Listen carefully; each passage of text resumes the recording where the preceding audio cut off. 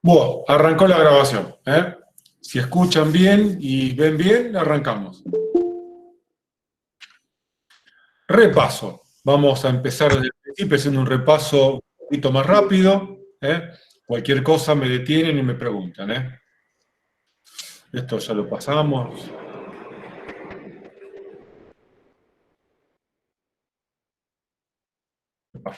Bien, ¿qué es un peligro? Un peligro, hemos dicho que todo ente, toda cosa que tiene posibilidad, que tiene capacidad, mejor dicho, no posibilidad, que tiene capacidad de producir daño.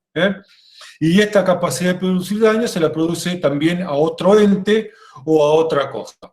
En el caso, somos las personas, somos un peligro porque tenemos capacidad de producir daño y producimos daño a otro ente que puede ser una persona o a una cosa como una casa, un vehículo, una máquina, etc. Y también una máquina, un vehículo o la electricidad nos puede causar daño a nosotros. Es decir, que somos causa y consecuencia al mismo tiempo. Los peligros tienen características que lo hacen tal.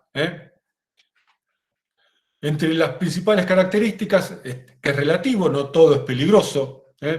Cuando nos preguntamos si algún ente es peligroso, nos tenemos que preguntar si tiene capacidad de producir daño. Y cuando nos preguntamos si tiene capacidad de producir daño, nos tenemos que preguntar a quién.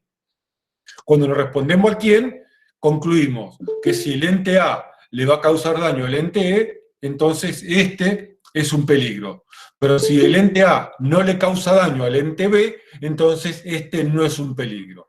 El ejemplo que siempre uso es el del agua y de las personas con un pez. El agua nos produce daño a nosotros y por lo tanto para nosotros es un peligro, y el agua no le produce daño a un pez y por lo tanto para un pez no representa un peligro. Aunque desde el punto de vista laboral, como somos el eje, somos el sol sobre el cual gira todo alrededor, las personas siempre nos referimos, cuando decimos que es un peligro, nos estamos refiriendo a nosotros mismos.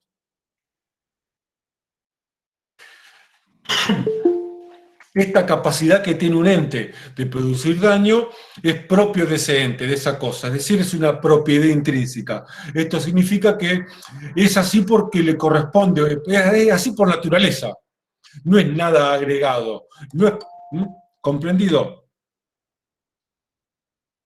Pertenencia significa que si un ente es peligroso para un integrante de un conjunto, lo va a ser para el resto de los integrantes de ese conjunto. Si concluyo que un ente, un peligro me puede dañar a mí, como yo soy una persona igual que ustedes, ese peligro puedo concluir que los va a dañar de la misma manera o de manera similar a cada uno de ustedes. Constancia, y esto tiene que ver con la propiedad intrínseca. Si el peligro es una propiedad intrínseca del ente, donde ve el ente, va el peligro, por lo tanto constante, no cambia en función de dónde está colocado, porque esa característica, esa peligrosidad es propia por naturaleza de ese peligro.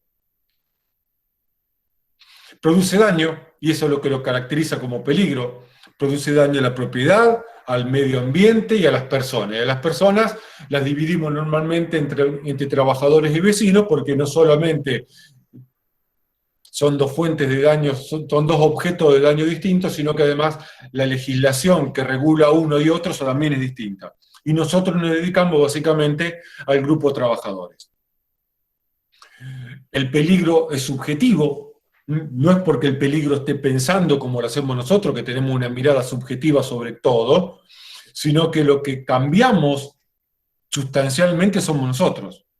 Entonces, el peligro, que es una propiedad intrínseca de ese ente y que es igual para todos, lo que hace es manifestarse de manera sustancialmente distinta en función de las diferentes características que tenemos cada uno de nosotros. Tiene una manera de funcionar que le es propio de cada peligro, y esto define un poco, está definido también por la propiedad intrínseca. Una bicicleta funciona de una manera muy distinta a un auto y muy distinta a la electricidad. Y las bicicletas funcionan, todas las bicicletas funcionan igual. Y producen daño exactamente de la misma manera, no cambian la manera de producir daño. ¿Por qué? Porque está definido por esta forma de funcionar que tiene cada peligro y que es parte de su propiedad intrínseca. El peligro mantiene una relación causal con su daño. Relación causal significa que está explicado en base a causas y no una relación casual, que estaría ligado a la suerte, a las probabilidades. Y esto está definido por el mecanismo, porque el peligro funciona siempre de la misma manera. Por lo tanto, como funciona siempre de la misma manera, yo puedo establecer cómo ese peligro genera daño, cuáles son las causas de por qué genera daño. Y no va a cambiar con el tiempo. Son duales, tiene esta característica de, habíamos dicho, el ente es como una moneda, tiene dos caras. Una cara es el daño, sobre el cual trabajamos los que nos dedicamos a higiene y seguridad en el trabajo, y la otra cara es el beneficio. Nos elegimos a un ente por el beneficio que nos genera, y acompañado de ese beneficio viene el daño. No podemos separar una moneda, por más que la cortemos a la mitad y por más finita que la hagamos, siempre va a tener dos caras. Son valorables, los peligros son valorables y podemos valorar dos cosas: la capacidad de dañar, es decir, el tipo de daño y la magnitud de daño, lo que normalmente podemos llegar a decir lo peligroso que es un peligro, y la probabilidad de dañar, que es lo que denominamos, lo que llamamos, lo que terminamos por llamar riesgo.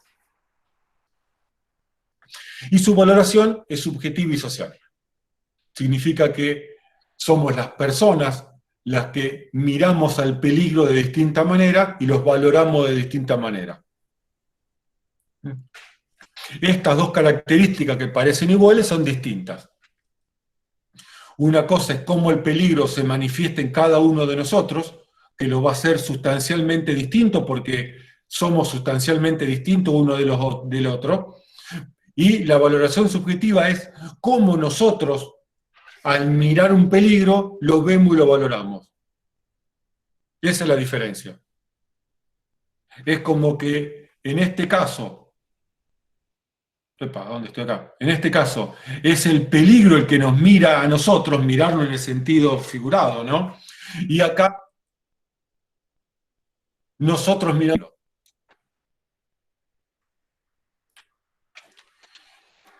Lo expliqué en su momento con el COVID. La subjetividad del peligro está dado en cómo se manifiesta en cada uno de nosotros.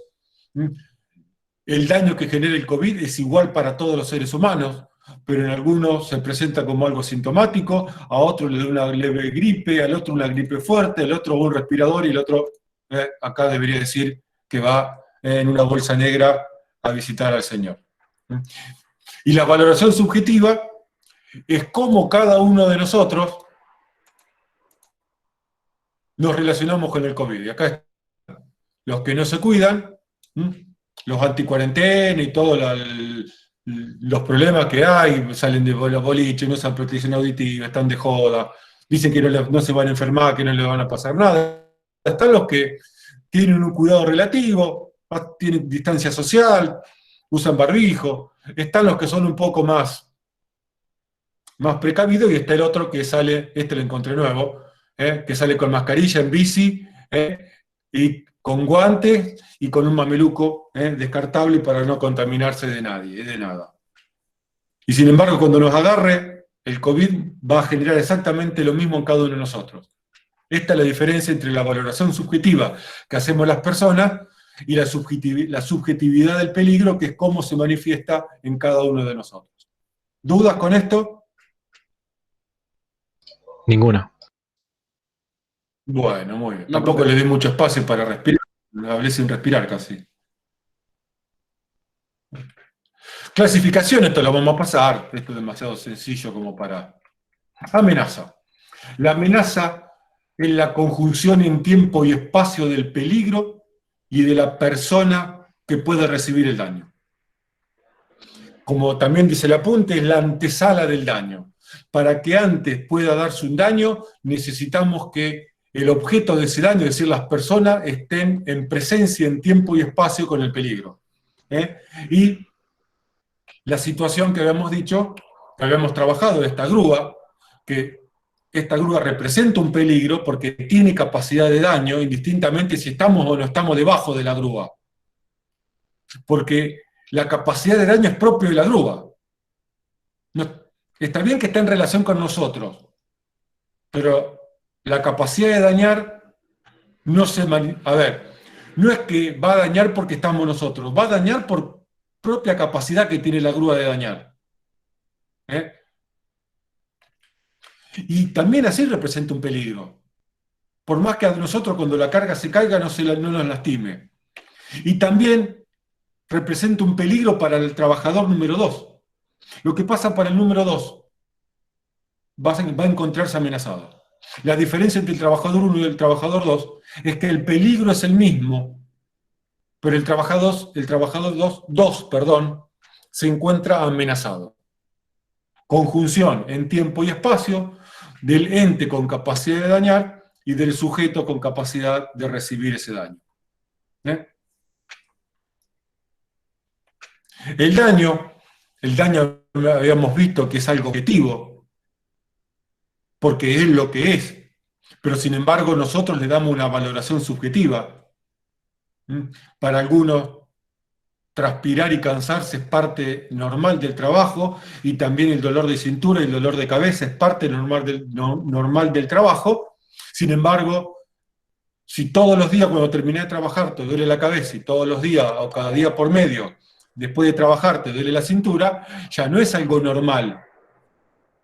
Ya no lo podés tomar como algo normal. Entonces, tenés que concluir, o deberíamos enseñar, que eso te lo está produciendo el trabajo.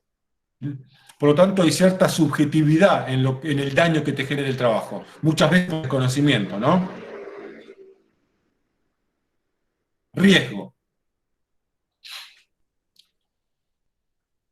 Vamos a colocar acá, que no lo tengo, porque tengo otra presentación.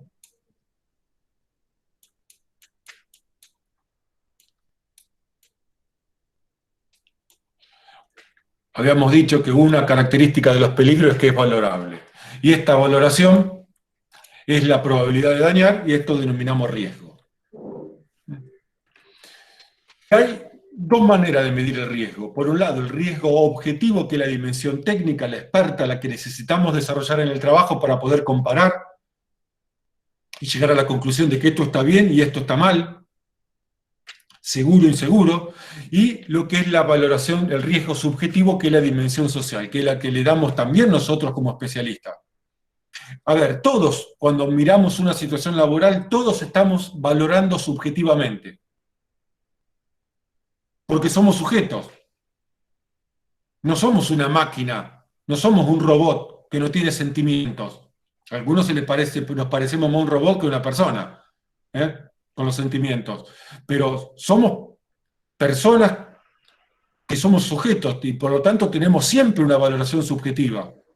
Pero tengo que de alguna manera transformar esa valoración subjetiva que estamos haciendo cuando veo una situación laboral en una valoración objetiva, para que entre las 70 personas que estamos acá podamos discutir y podamos hablar. Y cuando veamos un trabajador o una situación laboral, podamos ponernos a discutir si está bien, si está mal, no, está bien por esto, no, está mal por aquello. Y no que digamos, no, está bien porque lo vi bonito, o no, está mal porque no me gusta el color. Entonces, entre los 70 y 69, 71 alumnos conectados, tenemos que desarrollar una misma manera de poder valorar la probabilidad de daño. Y por eso necesitamos transformar nuestra valoración subjetiva en una valoración objetiva que podamos usar todos, y más o menos a todos nos dé el mismo valor. La dimensión social o el riesgo subjetivo se denomina percepción social de los riesgos o percepción social del peligro. Y habíamos visto tres teorías distintas. La percepción social son las formas de concebir la realidad. Y por lo tanto acá hay 71 realidades distintas. Aún cuando estemos viviendo y mirando la videoconferencia o la videoclase, sentados en la misma silla en el mismo momento. La percepción de la realidad de esta clase es distinta para cada uno de los 71 alumnos que están conectados. ¿Por qué? Porque cada uno tiene una mirada distinta de esa realidad. Porque hay teorías distintas, y eso lo explican las 3 teorías básicas que les mostré, y no voy a volver a explicar porque, porque deberían ya haberlo estudiado. Igualmente, hay ciertos factores que son comunes a todas las teorías, a todas las teorías, y son los factores que influyen en la percepción.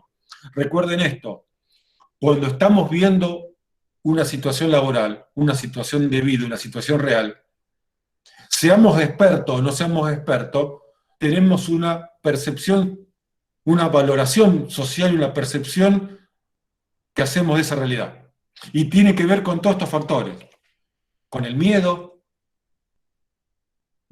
con el control que tengo de la situación, con la elección, si me lo imponen, si lo elijo, si es natural algo que está pasando naturalmente o es algo antrópico generado por el hombre, si causa efecto o no en los niños, si el peligro que estoy viendo, la situación que estoy viendo es nueva. Por lo tanto, lo nuevo por lo general trae consigo una serie de desconocimiento y de precauciones que hace como que lo vea mucho lo distinto. El impacto personal. Si de alguna manera me está impactando en lo personal, lo voy a ver distinto. La conciencia, aquello que mantenemos a nivel consciente, lo valoramos distinto que aquello que se está durmiendo y termina en el inconsciente. Relación costo-beneficio. Arriesgo más, quiero ganar más. Así. Es una especie de trampa, ¿no? Porque te pago más, te arriesgas más, entonces no debería ser tan así. Aunque el que se arriesga quiere ganar más que el que está sentado en la oficina. Es lógico pensarlo. Lo que está mal es que yo venda mi salud por dinero. Eso sí está mal, y es una práctica que viene desde hace muchos años, no sé si en todo el mundo, pero en la Argentina con los trabajos insalubres. La equidad, otro de los factores, la confianza en quien está tomando esta valoración, en el que está valorando, o sea, nosotros, y la difusión en el espacio y el tiempo, aquellos eventos que son raros, como los cisnes negros, los valoramos como mucho más peligrosos que aquello que nos pasa cotidianamente.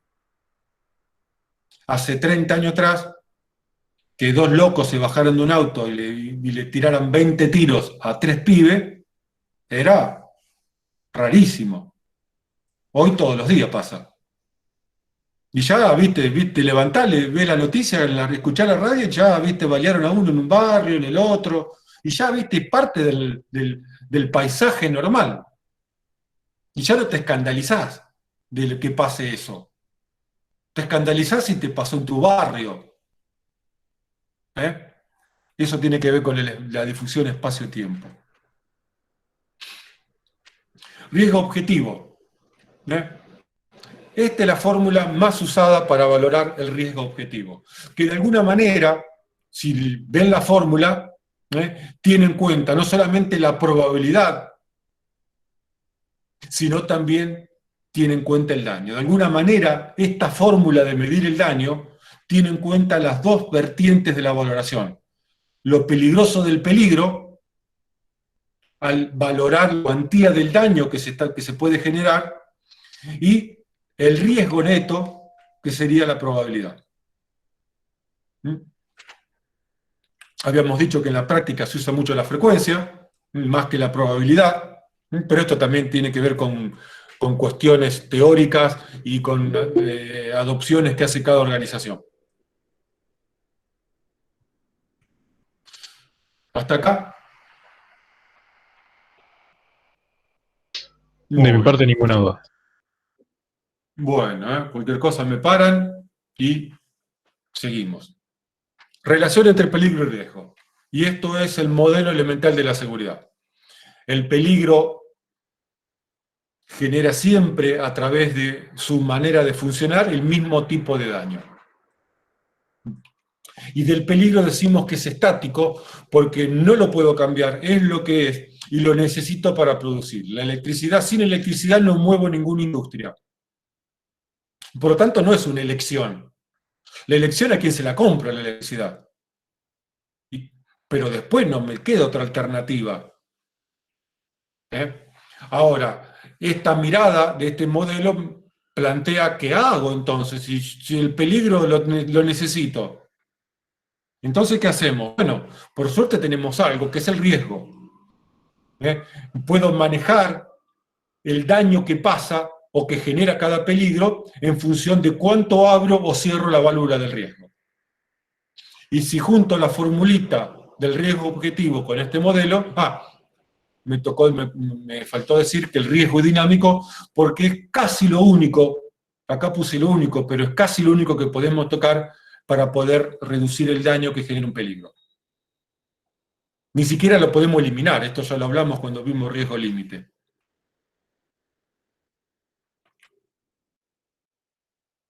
Y las herramientas que nos permite la seguridad como herramientas de trabajo eran 4.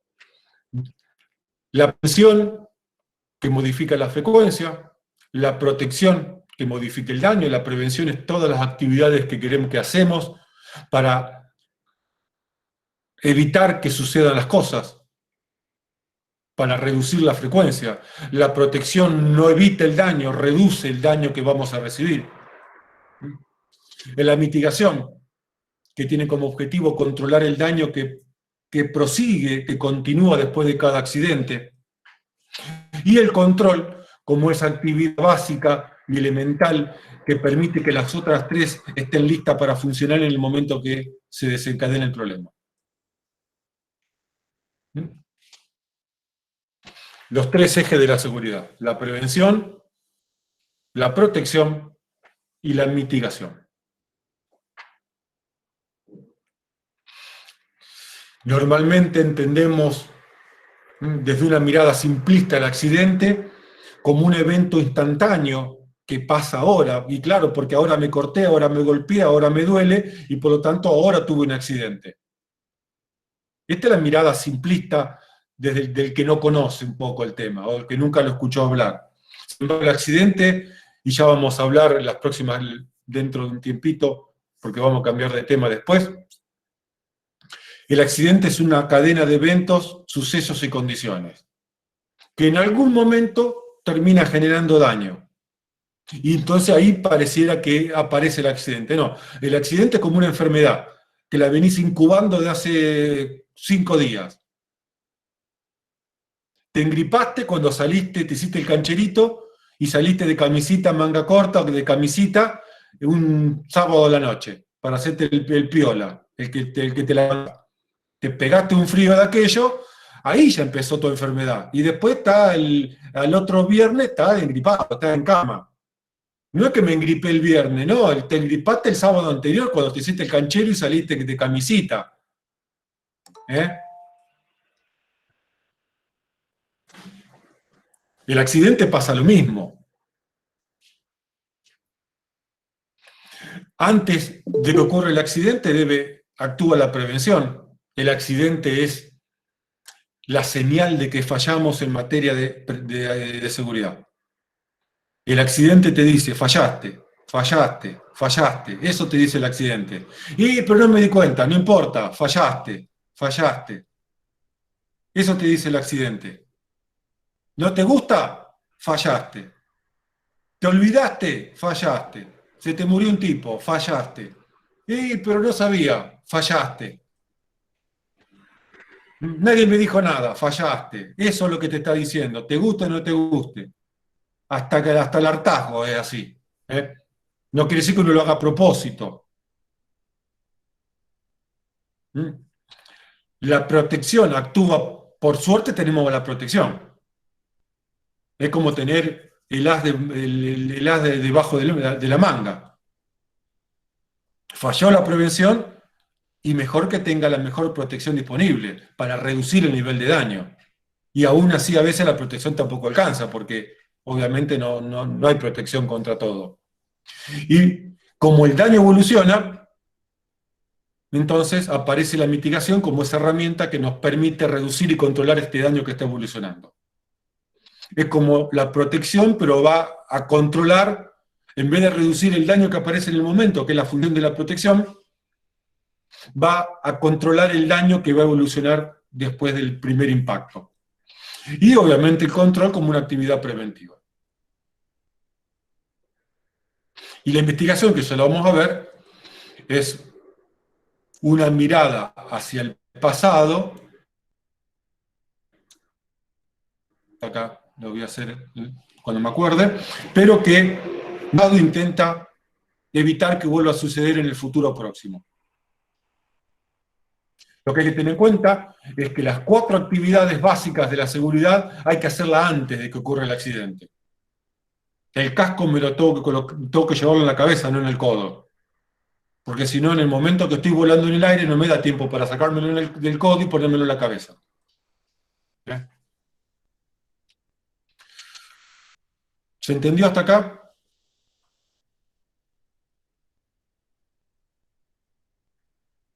Muy bien. Sí. Modelo elemental de la seguridad. ¿Eh? Si unimos todo, las herramientas que podemos usar para manipular esta válvula es el control, la protección, la prevención y la mitigación. Por ahora, esas 4. Veremos más adelante qué podemos agregar. Y la pregunta es cuánto abrimos y cerramos esta válvula. Y este es lo que se denomina riesgo límite o riesgo aceptable. Es el riesgo más allá de lo cual no estoy dispuesto a perder. Y yo siempre repito el mismo ejemplo para evitar los que andan en el auto pensando que están solos en la ruta o en la ciudad. Todos somos Schumacher a la hora de andar en vehículo. Y esto lo trabajamos en clase. ¿Por qué? Porque queremos tener el control, porque manejamos los seguros, queremos manejar el tiempo, que la suerte está echada a nuestro favor, entonces el semáforo va a cambiar cuando yo paso a 150 km por hora una boca calle. Y que del otro lado no pasa nada, tipo rápido y furioso. Pasen rápido y furioso. Y los autos dan 55 vueltas y el tipo se baja peinándose como si no le hubiese pasado nada. Diste 2 vueltas y saliste todo quebrado de adentro, si salís. Te sacan una latita de picadillo de adentro del auto. Pero todos, casi todos los que participaron de esa clase opinaron que si en el auto pones a tu pibe, ahí ya no te haces el Schumacher. ¿Por qué? Porque tenés algo que perder, algo valioso que perder. Entonces el riesgo límite, ¿cuánto estás dispuesto a perder? Más que ganar, porque a veces ganar estamos dispuestos a ganar un montón. El tema, ¿a costa de qué estás dispuesto a ganar todo eso? Y el riesgo límite, como ya hablamos, separa lo seguro de lo inseguro. Teniendo este concepto de que la seguridad no es algo objetivo, no es algo absoluto, sino que es una valoración. Es una construcción histórica. Lo que hace 50 años, 60, 70 años era considerado seguro, hoy lo vemos como una total locura. Y además es una construcción social. Y el riesgo límite separa lo seguro de lo inseguro.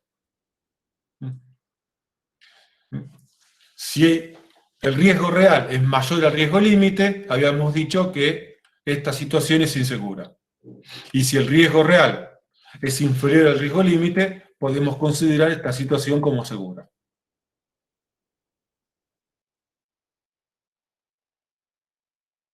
Y el riesgo límite lo definimos a través de la normativa legal, la define el Estado cuando establece la velocidad máxima que puede circular en determinados lugares, que le tenés que hacer revisión técnica vehicular al auto, es un requisito legal que baja, en teoría, el nivel de riesgo del parque automotor.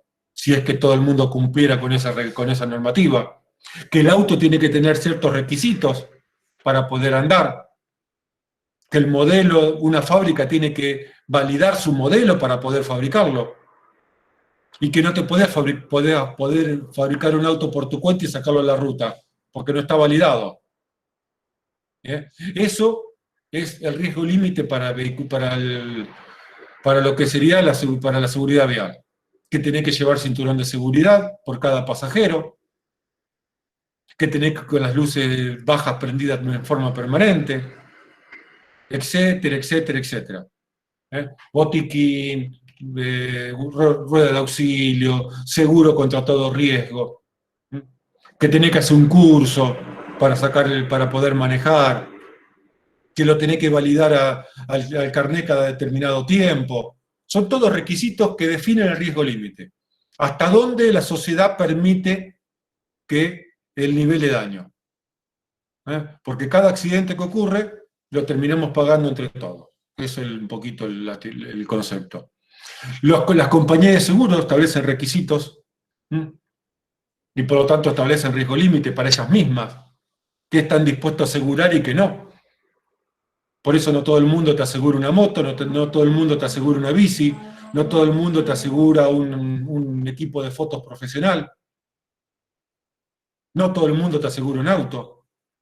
Si el auto no está en condiciones, no te lo van a asegurar, o te van a cobrar más caro. Las tecnologías usadas definen el riesgo límite. Lo habíamos visto con el tema de pintar. Podés pintar a mano, con un soplete, o pintar con un robot. El trabajo se hace igual. Posiblemente el ser humano pinte mejor, porque le da cierta subjetividad al trabajo. Cierta fineza visual que el robot no puede todavía establecer. Pero sin embargo, el riesgo que corremos al poner un trabajador en un ambiente de pintura con las sustancias tóxicas es más grande que un robot termine pintado o termine sucio, o que un trabajador termine sucio de pintura, que no es agua bendita la pintura. Normas internas de seguridad. Cuando escribo un requisito, cuando exijo un requisito dentro de la empresa para la cual estoy trabajando, estoy bajando el riesgo límite. Todo el mundo usa casco, bajo un escalón el riesgo límite. Todo el mundo usa anteojos de seguridad, bajo otro escalón. Todo el mundo usa protección auditiva, bajo otro escalón. Todo el mundo se ata y usa un arnés de seguridad cuando está en altura, bajo otro escalón. Todo el mundo asiste a la capacitación, bajo otro escalón. Por lo tanto, somos nosotros los que definimos riesgo límite en el trabajo. No soldamos si hay combustible, eso lo vimos el jueves pasado, otro escalón más. Evitar que la fábrica se prenda fuego. Políticas, bueno, hay un montón de parámetros que definen riesgo límite. Y los tipos de peligros, tenemos los del tipo físico, como el ruido, como las vibraciones. Este es el equipo, voy más rápido que la presentación, este es uno de los equipos más tradicionales que a nivel industrial genera vibración a nivel de columna. Este es lo más común encontrar en la vía pública, vibraciones en extremos superiores.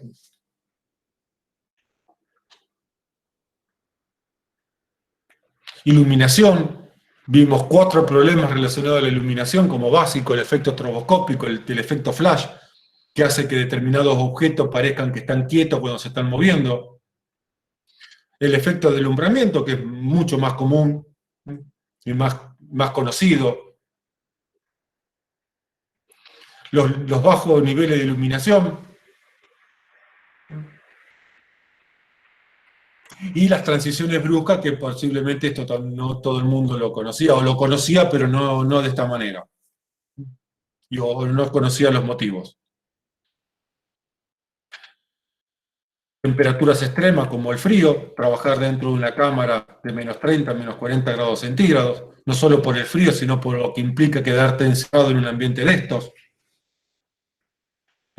Extremos de calor, como un horno de fundición, una acería,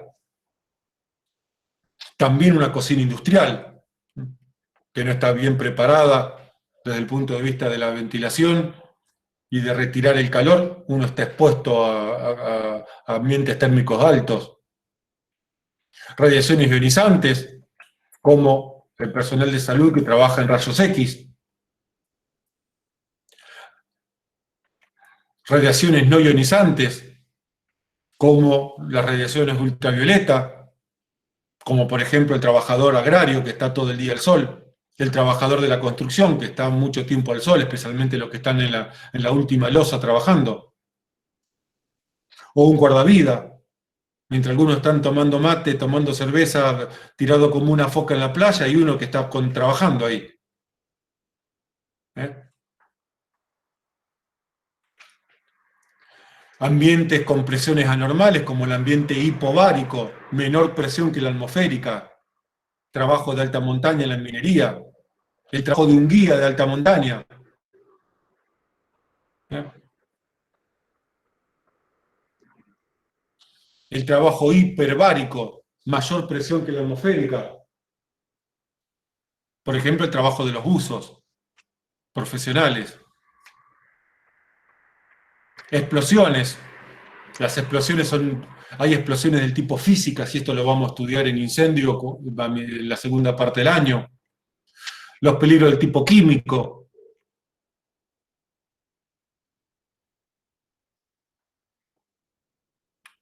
Los del tipo biológico. Y trabajé en esta idea de que más allá de dónde se encuentran tradicionalmente el peligro biológico, el peligro biológico está presente en todos lados.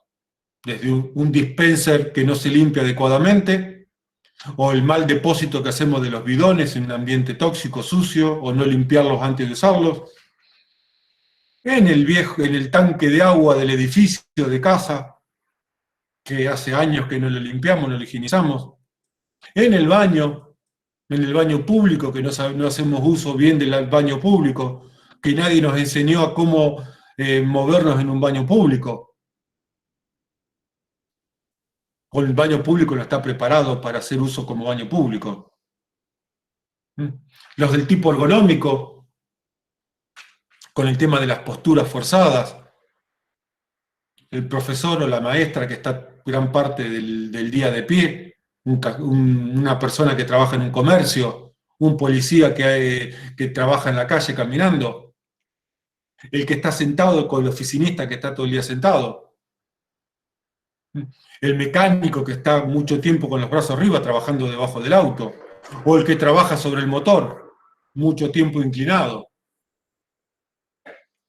Los sobreesfuerzos, este más entendido, los movimientos repetitivos, que no tienen que ver con la fuerza, sino con hacer siempre o mucho tiempo seguido el mismo movimiento corporal. Y hacerlo mal muchas veces. Los peligros eléctricos,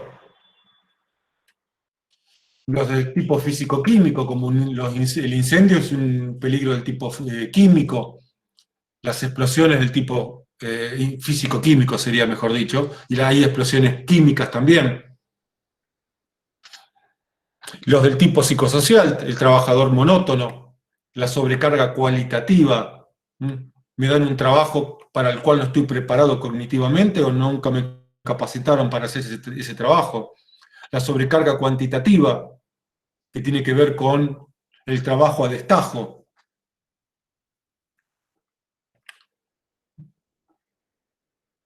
Tareas que no corresponden a habilidad y destreza.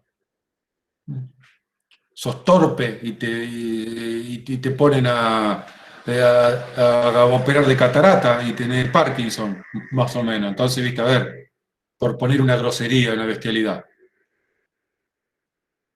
El trabajador tipo lobo solitario, que no genera ningún problema, al que le gusta ser un lobo solitario. Al que le gusta, al que es una persona sociable y lo pongo 2 horas al día en una casillita controlando la nada, como le pasa a muchos vigiladores, entonces es grave. La jornada de trabajo prolongada, especialmente cuando ésta se prolonga en el tiempo, rotación de turnos, el trabajo nocturno, más allá de que uno se acostumbra a trabajar de noche, requiere cierta preparación y hay ciertas personas que están mucho más predispuestas, ¿eh?, al trabajo nocturno que a otras, porque le gusta la nocturnidad.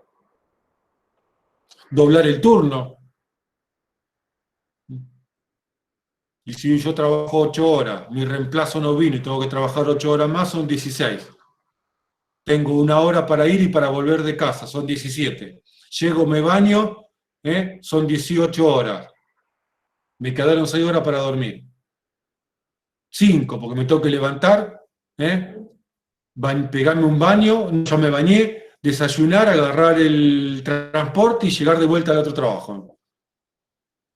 No sé si a veces no te conviene quedarte dormido dentro del baño en la fábrica, cuando dobla turno. Vas a dormir más y mejor que volver a tu casa, dormir 3 horas, levantarte, cambiarte y salir de vuelta. Ni hablar si tenés que viajar 1 hora de ida y otra de vuelta. O hora y media, como pasa en el Gran Buenos Aires muchas veces. Los descansos insuficientes, especialmente cuando empieza la primavera, las festividades. Y con esto,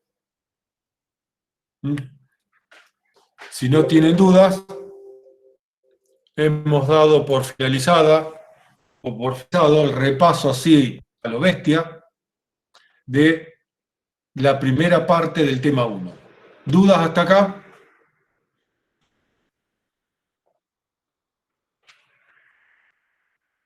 ¿Dudas con el cuestionario? Muy bien. Mañana vamos a empezar con la parte 2 del tema 1.